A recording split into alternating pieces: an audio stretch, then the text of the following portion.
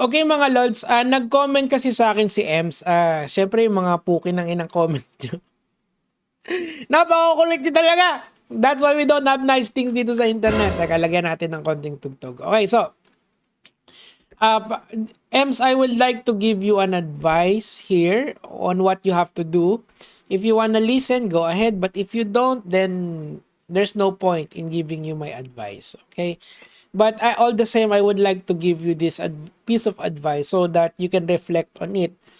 And it's not going to be based on my foundational knowledge in many, many things. But it's going to be your paradigm on how you argue. Ibig sabihin, in short, I will use Bible, your understanding of the Bible and how I analyzed all your biblical stuff. So you said in your interview with MG that you would like to serve God. That the end of the day you are not a self-serving person. A self-serving person, in other words, is a selfish person. Okay, I'm not calling you selfish, Ems. What I'm saying is that your actions are very self-serving in nature. There is no point in bringing other people in this drama. It's between you and Adam. Because you got your ex to testify for you, but then again, what's the point of doing that? It just prolongs the drama.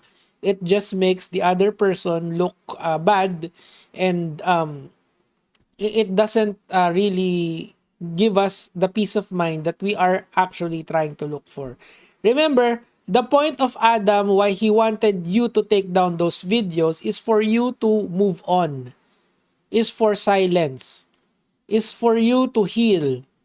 But this, what you're doing right now, Ems, is not really healing. It's about prolonging the drama that we influencers are going to just benefit from. So I don't want us to benefit from this anymore. I want you to benefit from the peace of mind that Adam was offering you 9 months ago.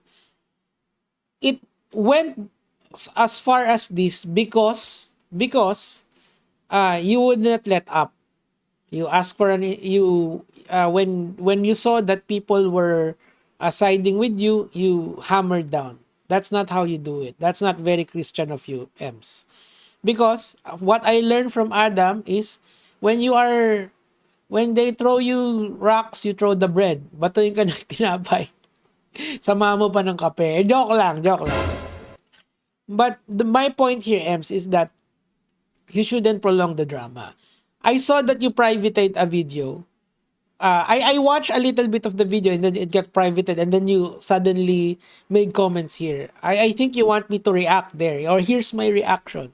Never, ever post that video again. Let it die. Let it go. To the winds and the gamma storm, let it go. Let it go. I'm just joking. I'm just joking, Ems. So, find your peace, okay? Find your peace. If you cannot find it here on this platform, find a different platform. Maybe reading your gospel that you always read, maybe reflect on that. Remember, remember. I don't know. I don't have any Bible verses to give you because I'm not a very good reader of the Bible.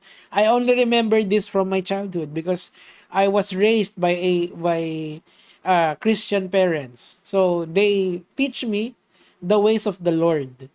And some of them I do reflect, even though I don't necessarily believe in ano yun? I'm not sure if there is ano yun eh. I'm not sure if a God exists, but I still value what my parents taught me because these are good lessons end of the day. Batuhin ka ng bato, batuhin mo ng tinapay. That's a very good thing to do here.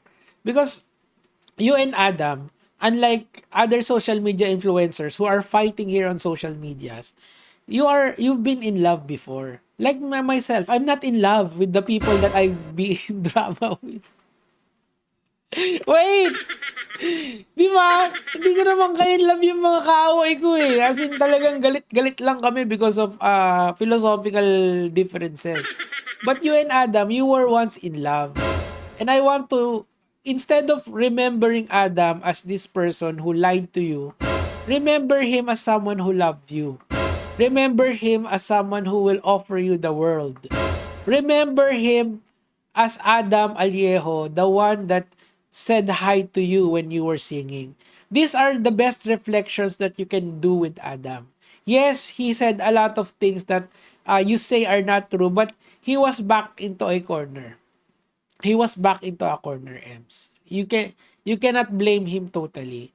I don't like what he did because there I hope he remains silent, but he claims that you were pounding him heavy, and he cannot he cannot handle the pressure from the influencers who made content about him. So that's the only move he can do, and the other move he can do was to sue you. He did not choose to choose that legal route. He has the capability to do that, but he did not, because end of the day, he still loves you. He still loves you. But that love is already not romantic anymore. Remember, there are three kinds of that's the Sternberg's love triangle principle. But there are many kinds of love. Uh, Probably this is residual love that he is offering you. So, Ems, with all due respect, please take this L and walk away from this. Walk the path of God. God is not here on social media. What is here on social media is toxicity and Nico David and the mga kamatis, mga kaibigan, and all the enemies of the state.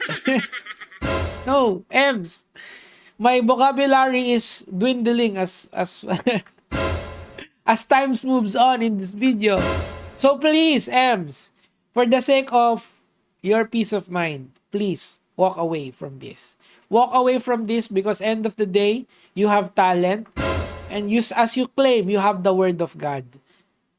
You should reflect on that and not find ways to get back at Adam. It's not gonna work out for you nicely because he provided evidence.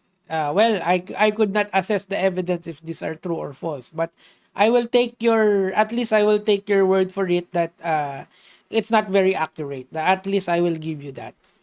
Right, Ems? But please listen to me. Listen to me because you made comment. I will not side with you. I will not I don't want interview. I don't also want you to post, and I don't want to react on that video as well. I want you to find your way out of this, not by posting, but through the word that you are claiming that you know very well. You know what word that is? It's word life. This is basic Taganomics. No, I'm just joking. It's the word of God that you have help you have helped me analyze. Okay, maybe that's the right way to go. But this is unsolicited advice, Emps. I'm sorry for my English because it's very Filipino. That is all. Tomatoes and friends. JJ mga loads.